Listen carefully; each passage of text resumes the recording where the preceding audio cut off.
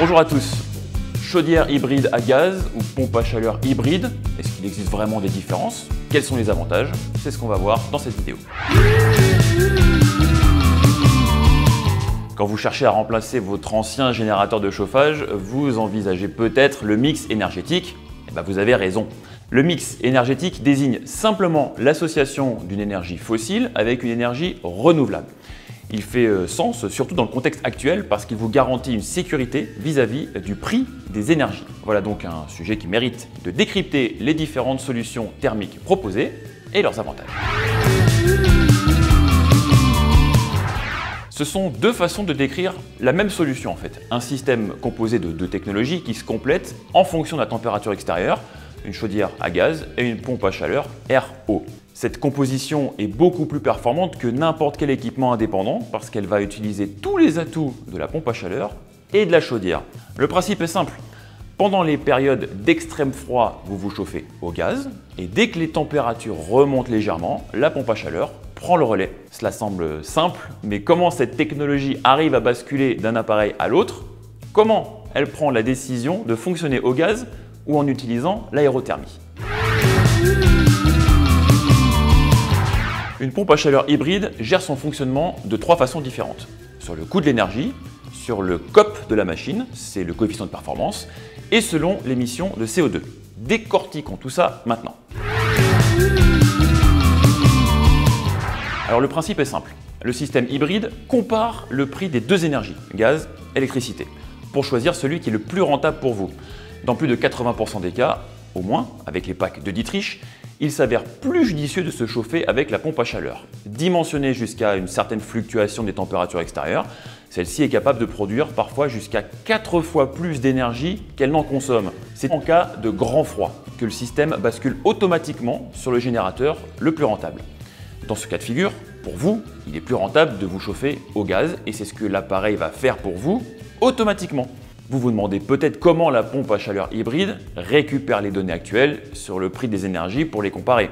Eh bien, au moment de la mise en service et de l'entretien de votre système thermique, l'installateur paramètre les coûts en se basant sur la moyenne officiellement communiquée par tous les fournisseurs d'énergie. Bien qu'on ait l'impression que les prix des énergies varient énormément ces derniers temps, il est quand même important de noter que cette moyenne annuelle est très fiable et elle permet quand même d'estimer la consommation au plus juste. Et la plupart du temps, les pompes à chaleur hybrides appliquent ce mode de fonctionnement. Vous avez probablement entendu parler de cet indice de performance que les professionnels du chauffage utilisent pour rapprocher deux solutions thermodynamiques. Si vous voulez en savoir plus, eh bien, regardez la vidéo dédiée à ce sujet, tout simplement. Le COP représente le rapport entre l'énergie produite par l'appareil et l'électricité consommée. Le système hybride analyse cette valeur constamment quand il fonctionne avec la pompe à chaleur. Et dès que le coefficient de performance instantané est inférieur au COP théorique, eh bien l'appareil bascule vers le générateur fossile, en l'occurrence la chaudière à gaz. Ce mode de gestion est moins utilisé que le premier, mais il reste tout à fait possible.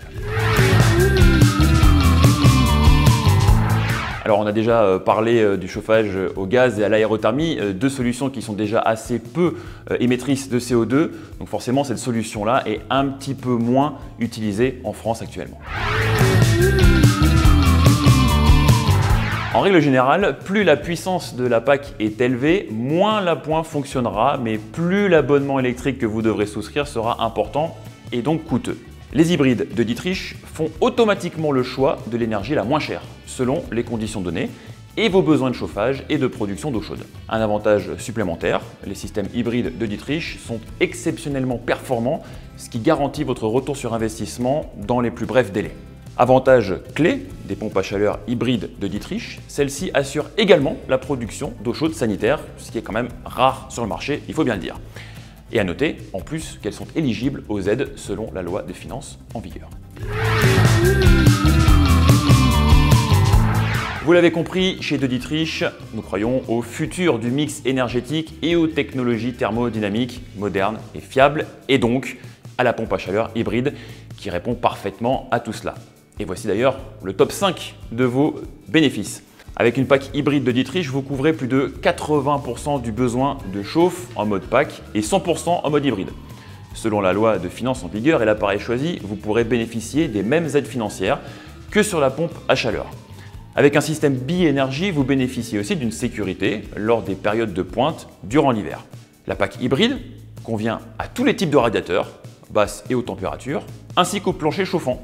C'est certainement un gain d'argent et de temps non négligeable. Et puis il vous est possible de choisir entre les deux types d'énergie en cas d'augmentation des tarifs. Cette année, plus de 70% des aides mobilisées ont été octroyées à des projets de remplacement de chauffage, d'après les chiffres communiqués par l'Agence nationale de l'habitat. Vous pouvez donc, vous aussi, faire partie de ces milliers de Français qui ont entamé la rénovation énergétique de leur logement et participer activement à la transition énergétique.